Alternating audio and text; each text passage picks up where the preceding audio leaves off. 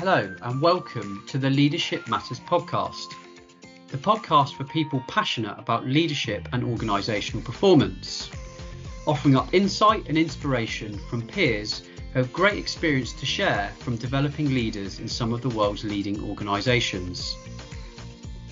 I'm your host, Andy Dent of the Oxford Group, and here at the Oxford Group we've had the privilege of developing leaders at organisations across the globe for over 35 years. We fundamentally believe that leadership matters. As leaders, what we choose to focus on and how we show up on a day-to-day basis really does shape organisations and the people experience. So if you're interested in learning more about leadership development, then this is definitely the podcast for you. As it's our first season, we'd love you to subscribe or hit like today to fuel us on the journey to more episodes. So without further ado, let's dive into today's episode.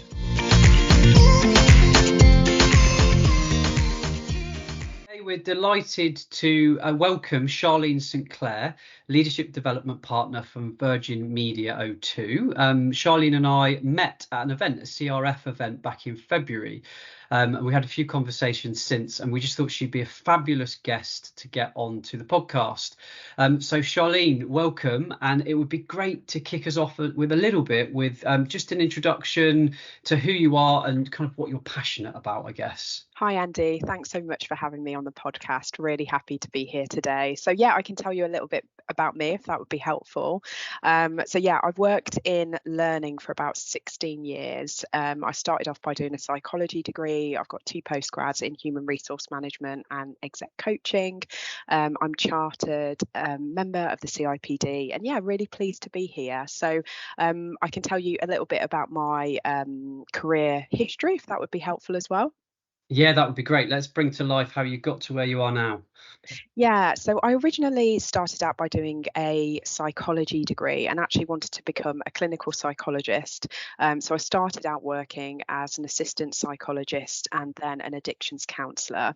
I've always been passionate and curious about human behaviour and personal development. And after working as an addictions counsellor for a year, I realised very quickly that I just didn't quite have the life maturity or resilience at the time to be doing such deep work. So I secured a role as an employment advisor where I was helping people off benefits back into work. And whilst I was in that role, an L&D consultant role became available, and I had a fantastic manager at the time that was really encouraging. I went for the role, secured it, and kind of just haven't looked back since that time.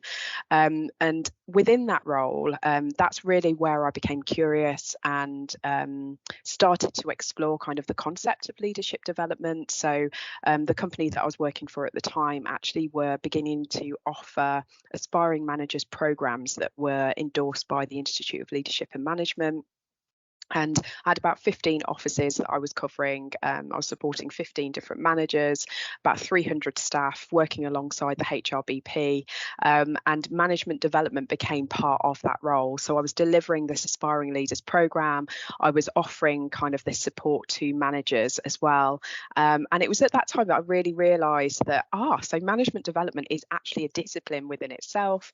And I really became, curious about it and started to learn more about the basics of what it means to be an effective manager, especially because I was managing for the first time in that role as well. And then since then, I moved on to a role for my local city council. I was working specifically in leadership development there, and they were actually trying to become a centre of excellence with the ILM, designing and delivering leadership management and coaching qualifications was actually a core part of that role. And I absolutely loved it. And it was really at that time that was a bit of a light bulb moment that made me realise that leadership development is really something that I'm passionate about, that I'm really good at in terms of leadership development. And I think it also made me realise that working with leaders, managers that managed kind of several hundred people, they're just as human as you and me. And they are facing very complex challenges in a really uncertain world. And I think When I was working with those colleagues, it really made me realise that we're all human, and a lot of the leadership development skills that we want to encourage and develop in others really starts with you as an individual and what you know about yourself. And in subsequent roles, I've gone on to create leadership development strategies, implementing the full spectrum of HR activations, from leadership framework design to programme creation and delivery. So this is one of many disciplines that I'm passionate about. But yeah, I just really love it. I think leadership development is a very unique and kind of special HR discipline. And the more that you flex that muscle, like with most of the HR disciplines, the more effective you become in it. And I feel like I've developed a pretty sure recipe to help create that magic when you're creating programs. So yeah, really excited to explore that with you in a bit more detail. Well, I'm glad you said that, because that's my very next question. And that is, I guess we pick up best practices and different ways of doing things. We learn from mistakes. We see some great results in our work. But from your perspective, in terms of leadership development, what do you think creates that behavior change or that shift in performance for people? Yeah, I love this question because I think this is quite unique to every leadership development professional. Yes, when you do your CIPD level 5 or 7, you will do a module on leadership development and they will talk to you about the theory, but I think it's the practice and the testing of different methods that allows you to come to your own unique recipe of what works well. So I think what I'm going to share with you is a fairly simple but kind of thorough recipe that I use in pretty much every role that I have, particularly for kind of the last kind of 5-10 years. So for me, there's a few things, and I think the first thing that I think is important to share is a really big question that I always pose to myself in any role is, what are the organisation-wide problems that we need to solve as a HR community? That's really important. When you as a centre of excellence are working alongside your HR business partners. But secondly, what role can leaders play in this? Because if we don't understand where the organisation is heading and the complex challenges that organisation is facing, then we can't create leaders and develop leaders without that foundation. So I think firstly, alignment is everything. You really need to look inwards and outwards. And for me, it's about starting with the business, as I've said. So understanding its strategy, its culture, its external, internal challenges. And then internally, what is your data telling you? I think, we're all learning as part of this journey as HR professionals that data really is everything. So thinking about your employee opinion survey, retention, attraction, performance, all of those nuggets of information will allow you to pull out the most dominant and key themes. And also I think benchmarking is really important. So looking at what's happening in the external market with other businesses more generally, but also within the leadership development space. And then as you do that, you will start to pull out these key themes around what is most important for your organisation going forward, and also what you actually need from your leaders in order to, help the organisation perform at its best.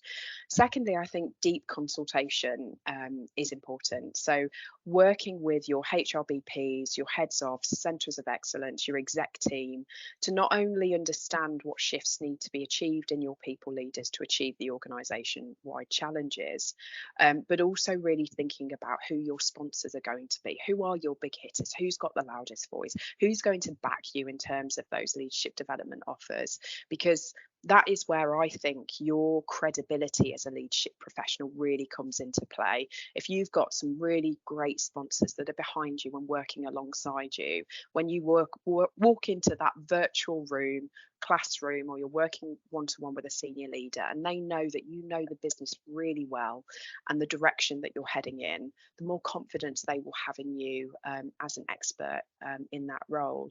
And I think what's really helpful as well is kind of doing some sort of like from to exercise. So thinking about where the business is now, where your leaders are now, and where you need to get them to, because that gap analysis will allow you to map kind of what that leadership journey should look like.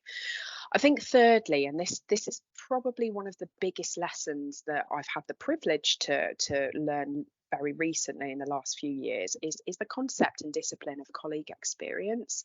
I think we know a lot about customer journey mapping and customer experience when we're working with customers of a business, but our colleagues are also our customers. They are who the HR community customer is, So I think when you're coming from the angle of leadership development, you've got to see the leader as your customer. So understanding what their experience is like. So thinking about colleague journey mapping their experience, creating a persona, understanding those aha moments, and speaking to them as a human being. Surveys, focus groups, I suppose this is where the organisation development comes in. Just understanding their experience, what's getting in the way of helping them perform at their best, and what do they need in order to perform at their best. So I would say that's kind of a third thing that I would recommend. And then a few other things that I think are important. Once you've got all of that context, it's all about prioritization. And you'll definitely have different stakeholders in the business saying, but I think this is important. I think this is important. And yes, you will have to go several, depending on how heavily matrixed and complex your organization is, you will have to go through a number of phases of prioritization and sign off. And naturally, that's going to whittle down what you should be focusing on. But I think that process of prioritization, whittling down to those top 2 or 3 absolute priorities is where you're going to get your biggest bang for your buck in terms of whatever it is that you look to offer. And then that's where the fun stuff comes in. This is when you can start to create your solutions. And I think for me, this is where it does get really fun, because you can think about 70-20-10, but I really love the concept of experience-led learning and really helping leaders learn through experience. And I'm also a big fan of starting any offer with understanding self. That should be at the absolute foundation of any offer that you look to introduce. So when it comes to that understanding of self, yes, I'm talking here about emotional intelligence, that gap analysis. Where am I as a leader against what good looks like, and what are my strengths, what are my areas of development, and what do I want to focus on? And I think that does come back to I think linking back to those priorities that you've tried to identify in understanding your organization and what's needed in terms of those leadership shifts and what's needed from a stakeholder perspective and customer perspective. That should be giving you an idea of what critical behaviours are needed for a leader in terms of the success of that organisation. And so I do think it is helpful to create some sort of capability framework. If you don't already have that, I think enhancing your current employee competency framework can be helpful, because that way you've got a solid anchor to track that leader's experience and development in terms of their journey. And then just a couple of very quick nuggets that I also want to share is I love what's fun is I think having like a payback element to a leadership development program or offer as well. And that's where a leader will identify a problem within their local business area to solve and come up with creative and unique solutions to solving that problem. And we all know that leadership development programs or offers, they cost, whether it be in financial terms or time. And this is a really great approach because it's a win-win for an organisation in terms of gains for the organisation. Hopefully there might be a cost saving or a more effective way of doing something in terms of process or policy. But as a leader, not only are you raising your profile, but you are developing agility and those creative problem solving skills. And then the final thing I will probably share with you is don't let that leadership development offer be the cliff edge for losing lots of great people. Often we will put in place some fantastic solutions that will last 6 to 12 months, heavy investment, maybe taking 30 people through a fantastic program where you're working with externals. And then suddenly they come out of this sausage factory and they're these amazing leaders that we're so excited to now be really, even more proud of in terms of their contribution. But as part of that process, they've realised how absolutely wonderful they are.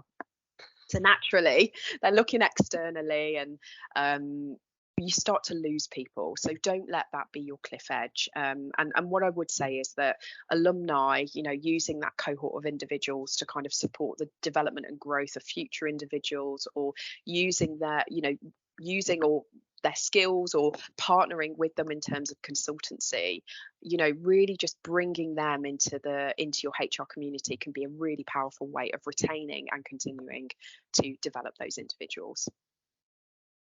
So much wisdom in there, Sharlene. So much wisdom. There's a couple of things. I love the cliff edge thing. I've just drawn a little picture of people falling off a cliff on my little piece of paper here.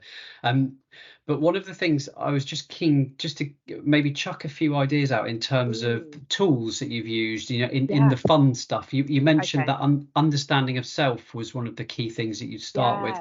Are there any tools that you'd recommend to our listeners that you've used that you really like? Yeah, so probably giving away my secrets here, but I don't think I'm sure people have come across it before, but I love the gaps grid, which is in the Development First workbook. If you Google that, it's super simple. I suppose kind of is a bit of a more developed version of the Johari window. And it really asks leaders, or anyone for that matter, it could be a colleague, where they start to look at, okay, well, what does success look like for me? And it kind of introduces the concept of a mini and informal 360 to get other people's perspectives. And then it kind of asks questions around, okay, now that you know what great looks like, you know where your gaps are, how can you start to close that gap? And I actually use that as part of my coaching practice and as part of any leadership development offer. I've yet to find anything better than that really helps promote that sense of where am I now, where do I want to be, and how am I going to get there?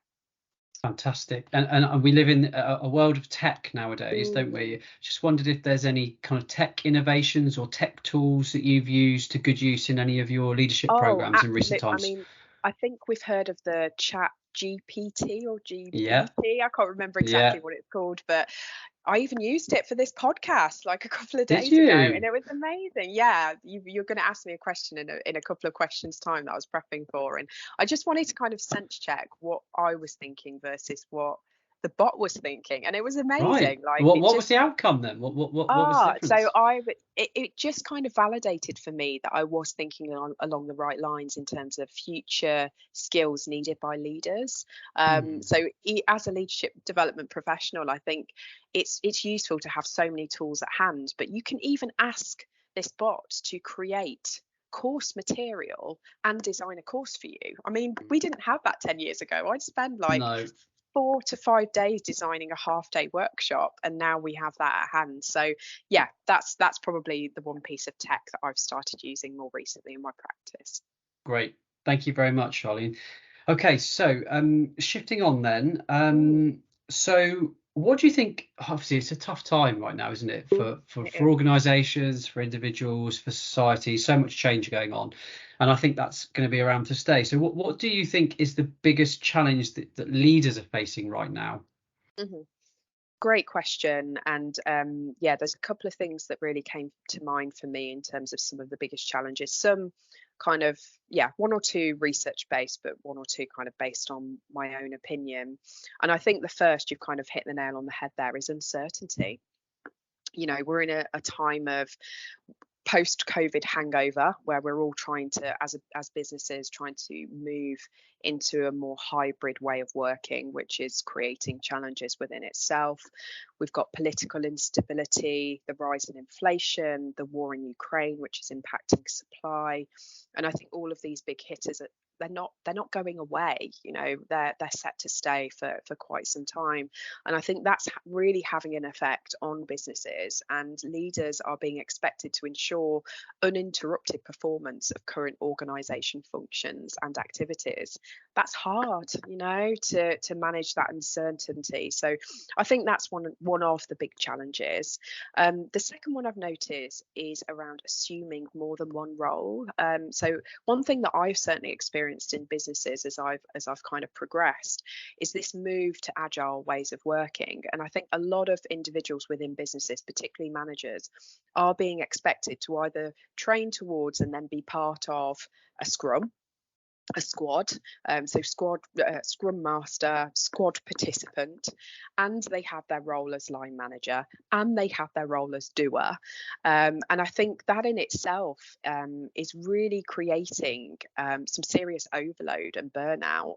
There's a great model, the Helix model, which was released by McKinsey in 2020, and it talks about the role of a line manager and scrum master, and actually how in an ideal world, businesses would make those roles distinct. But what a lot of businesses are doing is they're merging those roles. And so managers are now wearing multiple hats. And yes, that is a great opportunity for growth, but it's also a great challenge in terms of overload. So I think managers are really trying to, and employees, they're having to do their day job and be part of squads. And I think agile ways of working require you to have such a level of energy and you've got to be creative and ready to contribute on a daily, almost hourly basis sometimes, and that's not easy to navigate. And then the final thing I would say is, and this is definitely based on some experiences I've had in recent years, is the internal promotion of the skilled individual contributor. I think there's a lot of great colleagues out there that are really fantastic at their profession, and they're seen by stakeholders as individuals that are having a great impact, and because of that they get promoted and they're expected to be a great individual contributor and a great manager, and they don't go hand in hand. You have to be trained. You have to have time and space to learn how to be a good manager. You're not, yes, some of us are born natural leaders, but there is skill to being an effective manager. And I think if we don't create that time and space to induct and help individuals with that transition to management, teams and the manager are going to suffer. So that's what I would say is another challenge that managers are facing today. Yeah, the accidental manager, how do you deal with that? Exactly. For sure. Fabulous. Yeah. Thank you. Right, so moving on, we're going to have our next feature is about desert island leadership books. And I'm really always so interested in people's top reads in this space. So if you were stranded on a desert island, Sharlene, what would be the 3 leadership books that you would make sure that you have in your suitcase? Okay, so I've actually just picked 2 because I'm traveling light, and I'm thinking that on this desert island we're going to be doing more remote consultancy and margarita drinking, so we're keeping the books light. But I picked I like it. 2 of my holy grail books that literally I refer to in most of my projects. So the first is FYI for Improvement, and this is by Corn Ferry. Honestly, the best leadership development book I've come across as a leadership development professional. And the reason that I say it's such an amazing book is because it's not only, it kind of has a dual purpose. It's great for leaders from a personal development perspective, because there are so many skills and competencies that Corn Ferry have called out as critical to effective leadership development. So as a leader, you can literally find that core skill, go in, look at, is it a strength? Is it an area of development? And then it gives you recommendations in terms of skill. It gives you recommendations in terms of things that you can do to develop that skill. But from a leadership development professional perspective, when I'm writing a competency framework or when I'm looking at a leadership development offer, it's giving me some really great statements that I can start to really pull on when I'm looking at, I don't know, let's say, for example, strategic thinking.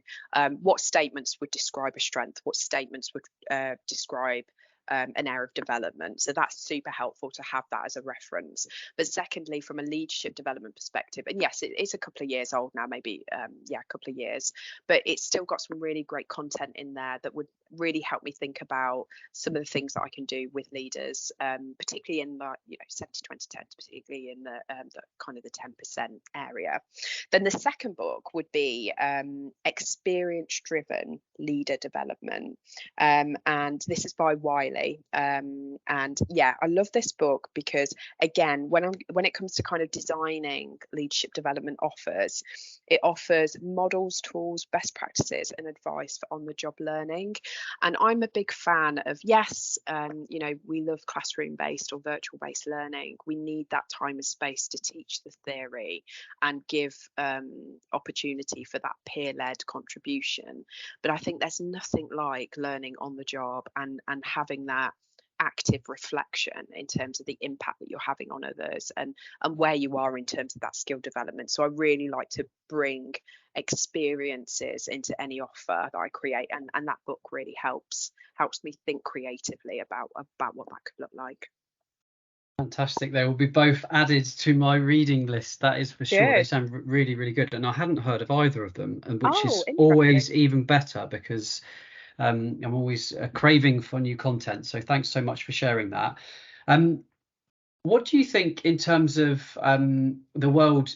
Books are great, but people are consuming all kinds of different media, this hopefully being one of them.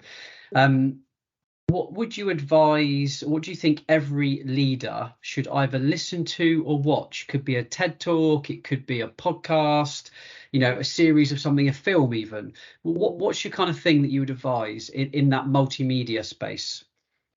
So I'm not sure if I've been overly creative here, because I've actually chosen an audio book. So I didn't go for a podcast, but I was having to think about some of the things that I've been listening to lately, and also what's popular out there at the moment. So I started to do a bit of research. I've listened to quite a few books over the last month or so, and one of the books that's really stood out to me is Dare to Lead by Brené Brown. And so Brené is a researcher who's looked at topics like vulnerability and shame. And I was thinking, because for me, one of the most poignant challenges that we've already mentioned is that a lot of leaders and businesses are facing this world of uncertainty, and that's not set to go anywhere. And the book explores how to be a brave leader in the face of uncertainty. And a great quote from the book that Brené shares is that daring leaders create a culture of psychological safety, care, and connection, and that as a leader, you cannot be courageous without being vulnerable. And she describes vulnerability as the emotion we experience during times of risk, uncertainty, and emotional exposure. And what I really like about the book is it kind of moves through a number of topics, really talking about how you can develop those three things around psychological safety, care, and connection.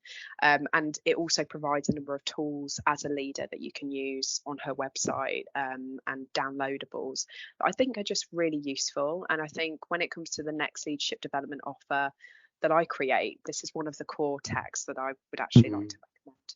Yeah, love it. I'm a massive fan of Brené Brown, so I'm really glad you brought her up. The Teddy Roosevelt speech. I don't know if you've seen it, but when she talks about that, it gives me goosebumps. And I actually use that a lot whenever I am myself experiencing a bit of imposter syndrome. I just think that is phenomenal. So if you haven't heard it, take a listen to our listeners. What about you then, on a personal level? You're obviously doing all this stuff to motivate and inspire leaders within organisations, but what keeps you motivated and inspired? Yeah, great question. And I think leadership development is only one of the many disciplines that I will, in terms of what I will cover as part of my role and roles to date. But I think just being in the space and supporting a colleague on their development journey, it's genuinely a privilege to support someone who may be muddling through some crazy challenges at work, but also maybe having challenges at home.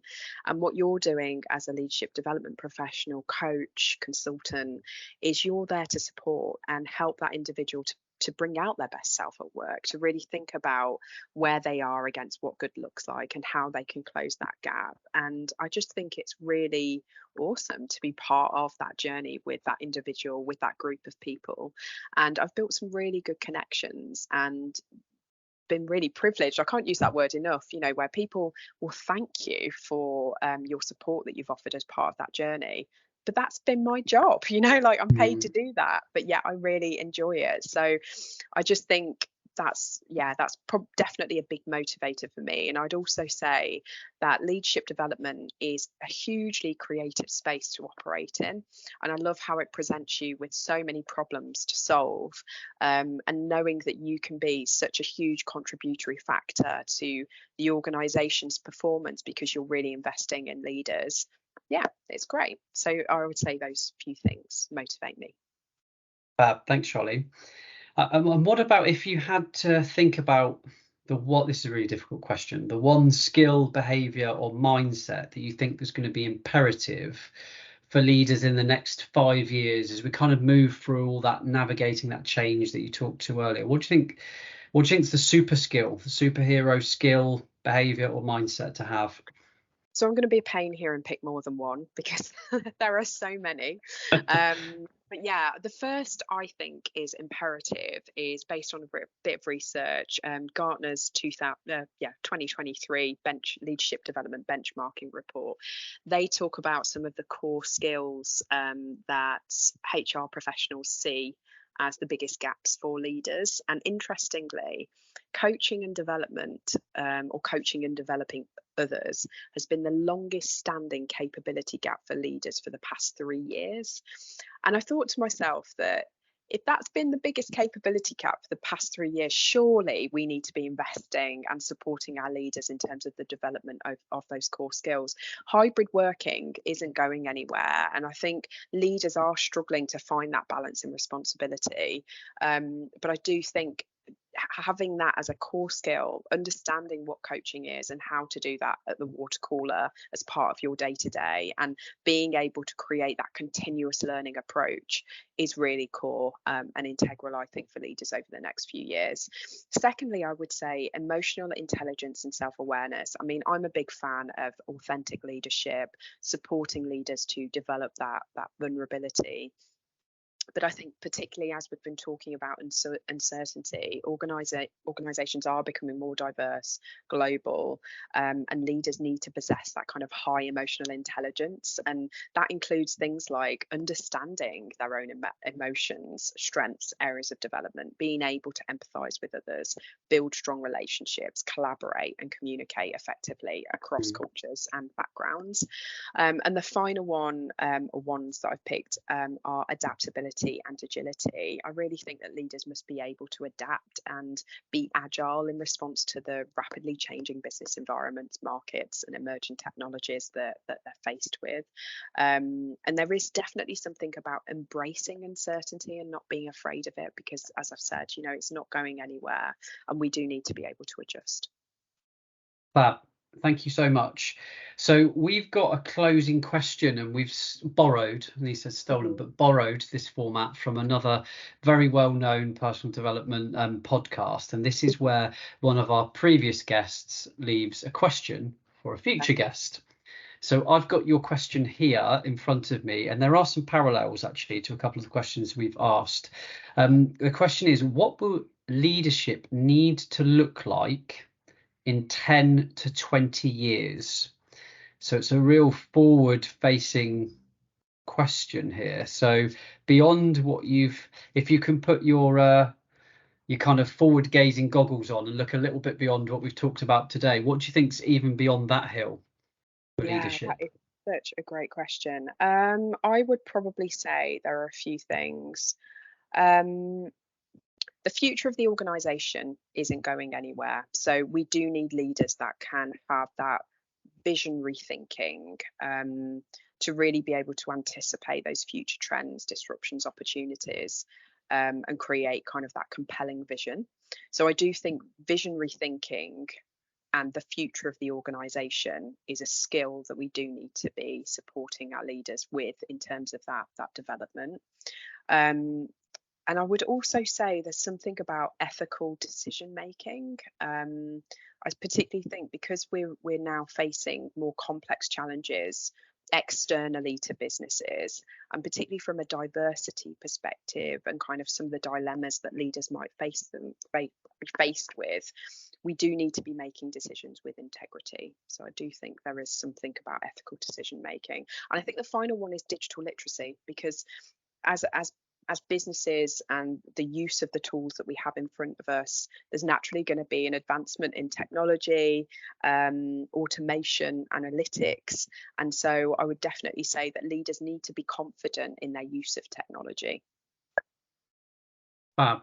Thank you so much, Sharlene. It's been an absolute pleasure to spend a bit of time digging into some of your thoughts there. And I know there'll be an absolute wealth of information that other colleagues will find really useful. So we really appreciate it. Thank you so much.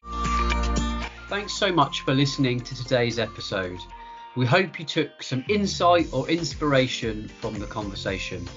If you did, please hit the subscribe or like button.